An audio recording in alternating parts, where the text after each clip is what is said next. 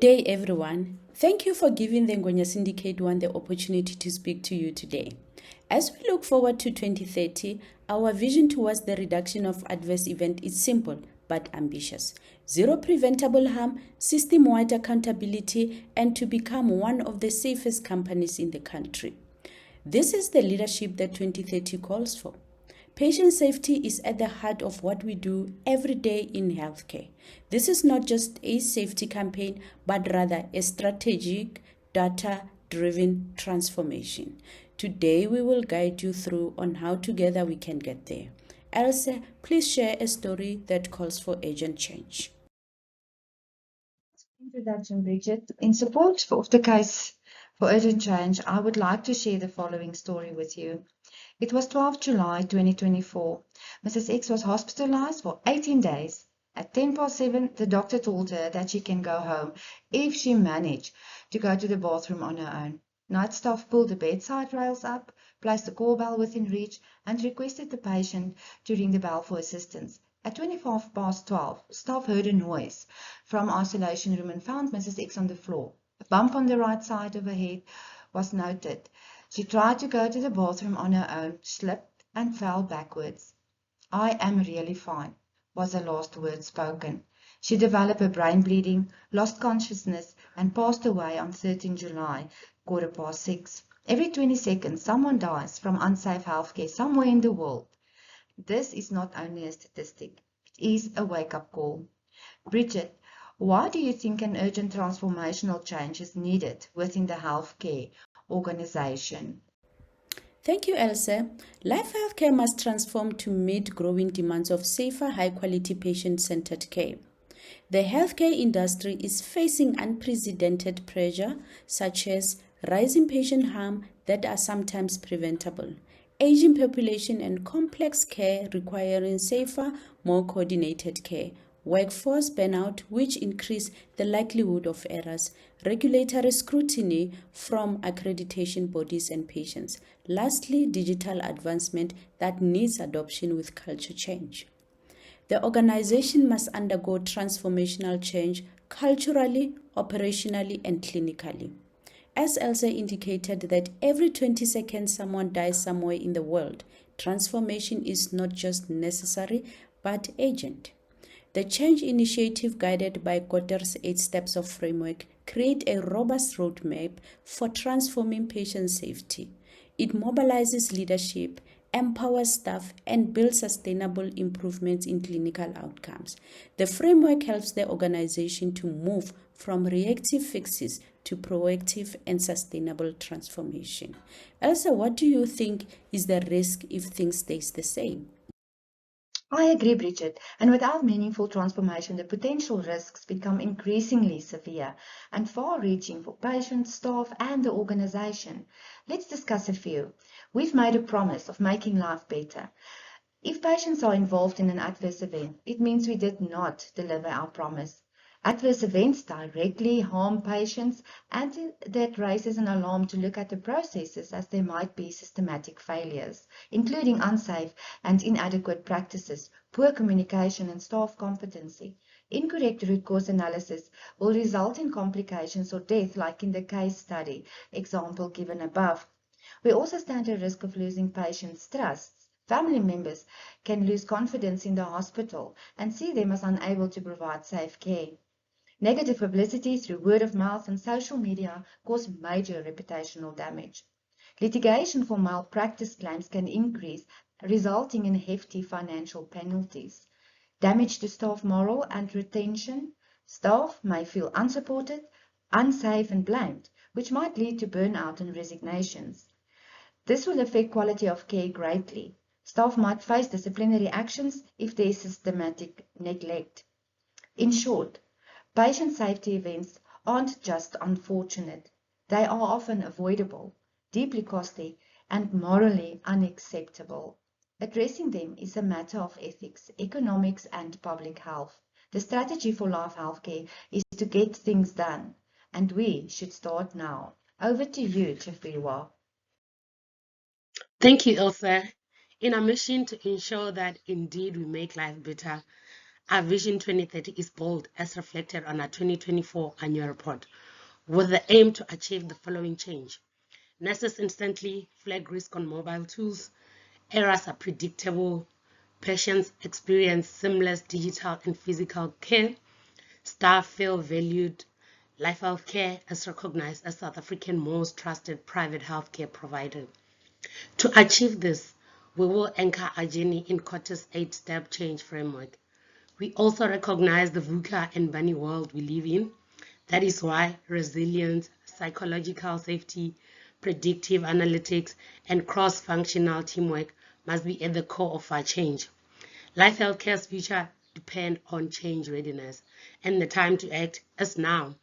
Over to my colleague Nceba as he unpacks shifts required in order to thrive. Thank you, Tshifhiwa. As the Change Readiness Task Team, we're proud to present a bold and practical roadmap to guide Life Healthcare through the transformational changes ahead as we look toward 2030.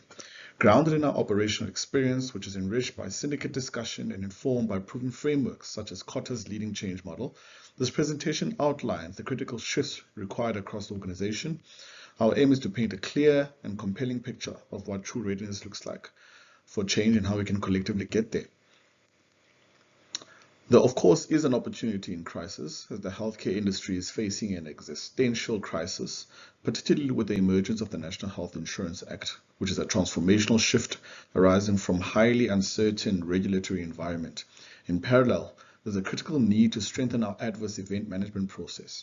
These developmental improvements are essential to reinforce our vision of making life better, which is underpinned by a quality pillar. This focus supports our Strategy 2029 objectives, particularly as we pivot towards growth and operational excellence in South Africa, following the divestment of our international business. From a systems perspective, we must standardize quality controls across all acquisitions through a combined top-down and bottom-up integration approach. This will reduce consistencies and mitigate risks associated with adverse events. To support this, we are introducing a mature adverse event management playbook to be implemented uniformly across all hospitals. The goal is clear: to significantly reduce both legal summons and medical legal incidents through consistent application of best practices. From a process perspective, we will leverage the Kinefin framework to help teams let go of outdated practices, navigate complexity, and adopt new adaptive behaviors. To support this cultural shift, we will implement structured roadshows where regions share their learnings as a means of addressing similar incidents. The combined impact of these initiatives is expected to deliver a 10 to 15% reduction in summons and a measurable improvement in occupancy rates over time. From a leadership and culture perspective, these views must shift from compliance-driven to learning-orientated. Leadership shifts to adaptive emotional intelligence styles, emphasizing shared values where improving patient outcome not only enhances quality of care, but also strengthens Life Healthcare's negotiation position with funders and improves financial stability. To truly change culture, priority must be given to the most pertinent of shift. In this regard, I hand over to Mario and Megon to take us through the most important of these. Thank you. To reach our data-driven, patient-focused healthcare organization of 2030 and beyond, technology alone isn't enough. We need a fundamental culture shift, and Nceba touched on this very valuable insight in leadership. This change isn't about a single project, it's about changing our mindset and how we think, work, and lead. Our strategy to shift healthcare into 2030 and beyond is built on 3 key strategic pillars. Firstly, we need to cultivate adaptive leadership. This is the engine of change. Our leaders must relentlessly champion a clear, data-driven vision for our 2030 state. They must model the new way of working, visualize data specifically for decisions, and ensure that we are breaking down silos. Crucially, they must secure the strategic investment in the technology and people required for this journey. Without leadership, the best strategies fail. Over to you, Megon, to discuss the next priority. I completely agree, Mario. Another important priority that we need to consider. Our third priority is to fundamentally re-engineer care delivery and incentives. We cannot implement new technology onto old legacy systems. This means redesigning our core processes around the complete patient journey not departmental silos. It also means boldly shifting our financial incentives away from rewarding the volume of services to rewarding the value and quality of patient outcomes. This single shift aligns our entire organization around what matters most. Let's look at a powerful practical example that's already showing us the way into the future: remote fetal monitoring. This single technology is a perfect blueprint for our future because it transforms care on 3 critical levels, taking us from where we are to where we want and need to be.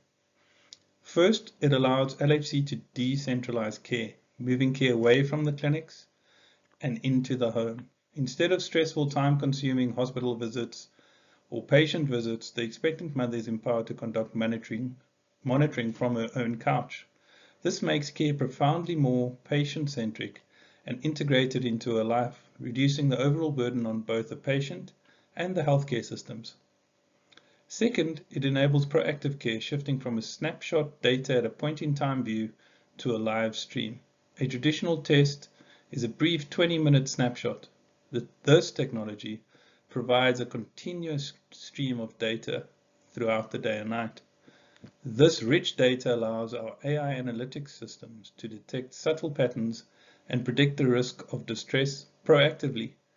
We stop reacting to emergencies and start proactively preventing them. Finally, and critically for us here in South Africa, it drives health equality, turning a burden into a bridge. It removes the immense barrier of travel and cost for women in rural or underserved communities. It allows our specialists to extend their expert reach across the country, ensuring better access to high quality care regardless of geographical area. So remote fetal monitoring isn't just a new device, it's our new model in action, one that is patient-centric, predictive, and impartial.